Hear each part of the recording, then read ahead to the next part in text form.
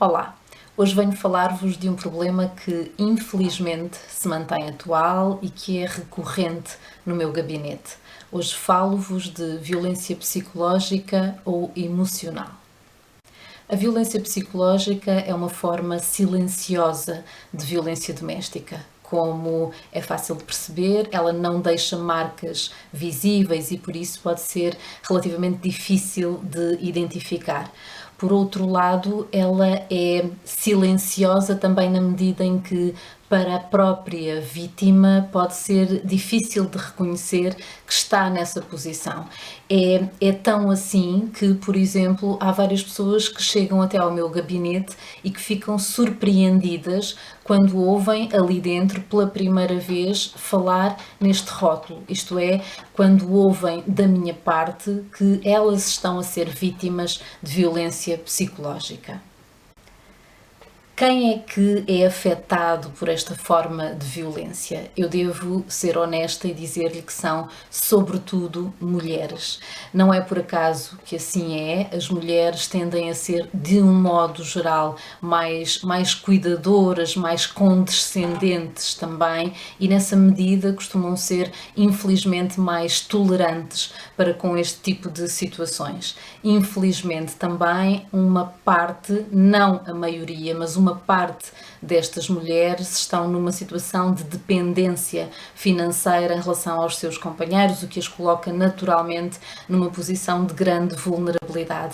Mas eu quero ser muito clara e alertar para o facto de este ser um problema que afeta mulheres e homens, naturalmente, de todas as classes sociais.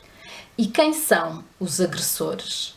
Surpreendentemente, os agressores são normalmente homens inseguros, ciumentos, desconfiados, controladores, autocentrados e, sobretudo, são pessoas incapazes de assumir a própria responsabilidade sobre os seus erros. São aquele tipo de pessoas que tendem a culpar os outros primeiro e sempre. Se estão desempregados, a culpa é indiscutivelmente dos outros. Se a vida não lhes corre bem, a culpa é dos outros.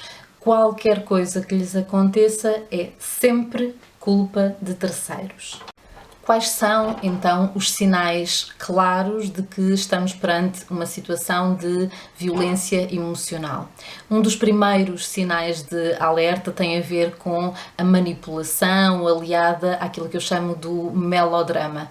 Estas são pessoas normalmente muito centradas nas suas próprias necessidades e, portanto, incapazes de se centrar nas necessidades dos outros. Se o agressor não estiver interessado, por exemplo, em partilhar a atenção da vítima com outras pessoas, fará tudo no sentido de a convencer de que o melhor é ficar ali ao seu lado. Para isso pode utilizar aquilo que eu há pouco chamava de melodrama, isto é, pode chorar, pode espernear, pode gritar, tudo sempre numa tentativa de canalizar a atenção para si mesmo.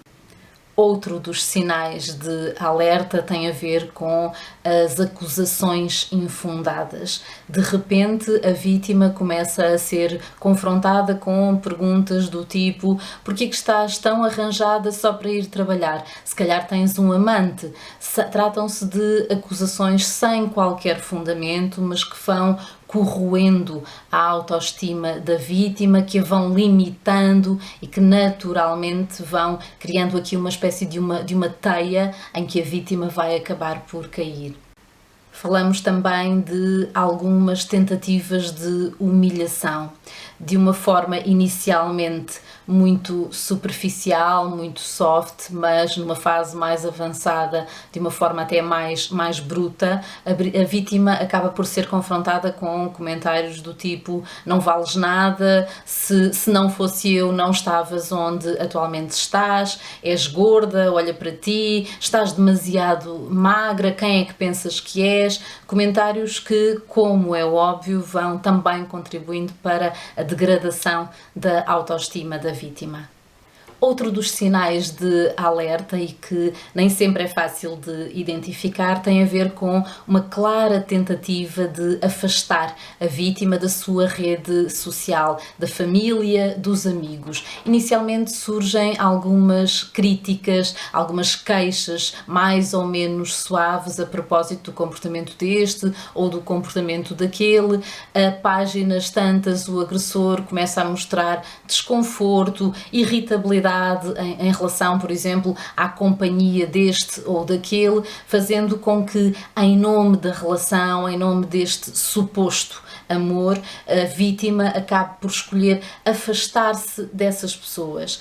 Ora, aquilo que acontece é que este gradual afastamento coloca aquela pessoa naturalmente numa posição de alguma vulnerabilidade, na medida em que, por exemplo, deixe de ter alguém em quem confie e com quem possa partilhar algumas destas dificuldades. De resto, é importante dizer que um dos mandamentos, digamos assim, destes agressores é precisamente aquela ideia de que não se deve falar sobre a vida privada e, portanto, aquilo que é dito muitas vezes às companheiras é: não estejas a falar sobre os teus problemas, não estejas a falar sobre os nossos problemas com outras pessoas. E a vítima vai, infelizmente, acatando estas instruções, insisto, sempre em nome daquela relação que é a mais importante para si.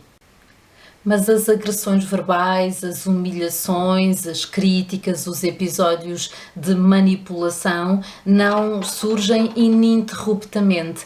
Há quase sempre aquilo que eu chamo de períodos de lua de mel que acabam por, pelo menos aos olhos da vítima, sustentar a relação. De um modo geral, quando o agressor estica a corda, surgem alguns pedidos de desculpa. Eu não fiz por mal, eu estava demasiado nervoso. Está bom de ver que estes pedidos de desculpa estão muito, muito longe de serem genuínos e muito, muito longe de traduzirem alguma tentativa de compromisso com a mudança. Aquilo que o agressor normalmente faz é um pedido de desculpas seguido de uma saída romântica ou qualquer outro gesto, como por exemplo a oferta de um presente, uma tentativa de mimar a vítima, de a compensar pelo seu erro, mas em circunstância nenhuma se compromete com uma mudança real. Como é que as vítimas reagem a todos estes sinais? Bom, em primeiro lugar, aquilo que mais frequentemente acontece é que a pessoa tenta explicar. A vítima diz a si mesma, e há aquelas pessoas que se vão apercebendo dos sinais do problema: ele está demasiado nervoso, ele está a passar por um mau bocado, está desempregado, tem muita pressão em cima de si e só por isso é que teve este gesto. De resto, de um modo geral, aquilo que as vítimas também vão fazendo, para além de desculpar, para além de explicar ou tentar explicar, é minimizar os acontecimentos. Até podem já ter sido expostas a variadíssimos episódios. Na medida em que alguém se tenha apercebido de um deles, aquilo que elas vão dizer é: foi a primeira vez, isto nunca tinha acontecido. De um modo geral, por detrás de um episódio visível há efetivamente muitos outros que as vítimas vão tentando explicar. Por outro lado, aquilo que as vítimas também fazem é tentar acalmar, isto é, se aos seus olhos o companheiro está sobretudo muito nervoso, aquilo que há a fazer é tentar acalmá-los. Infelizmente, estas tentativas saem normalmente frustradas e contribuem de algum modo para a escalada do problema. Porquê? Porque aquilo que o agressor vai conseguir é mais atenção sobre si mesmo, e aquilo que a vítima vai obter é sistematicamente a culpa, isto é, ela é a culpada, é tão culpada que não está a ser capaz de dar a atenção de que aquela pessoa precisa, e a vítima até poderia estar ali ao lado do agressor 24 horas por dia, porque isso não seria manifestamente suficiente aos olhos do agressor. um dos grandes problemas associados à manutenção destes ciclos viciosos tem a ver com a tal autocentração do agressor. Isto é, estas são pessoas normalmente muito egocêntricas, muito centradas em si mesmos, e isso traduz-se também na imagem pública, na tentativa de transmitir aos outros uma imagem imaculada. Não é por acaso que estas pessoas são normalmente vistas como maridos impecáveis, como profissionais impecáveis. O seu comportamento é normalmente visto como irrepreensível, o que naturalmente dificulta as coisas quando, por exemplo, a vítima tenta queixar-se da situação. Aquilo que se ouve muitas vezes do outro lado é: vê lá, talvez estejas a exagerar, ele é tão simpático, talvez tenha sido um pico de nervosismo. Esta tentativa de fazer alguma queixa sem que haja o respectivo acolhimento pode efetivamente agravar o ciclo vicioso. O que há então a fazer a propósito destas situações?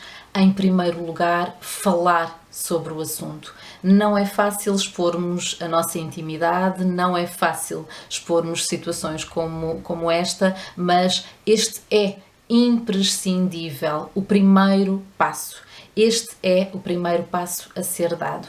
Depois, na medida em que se fale sobre o assunto, é fundamental assumir que há um problema. Se eu não reconhecer que tenho um problema, dificilmente vou fazer alguma coisa para mudar a minha situação. E esta é uma situação que tem de ser mudada. Nenhum amor, nenhuma relação afetuosa pode ser marcada, mesmo que pontualmente, por episódios de violência.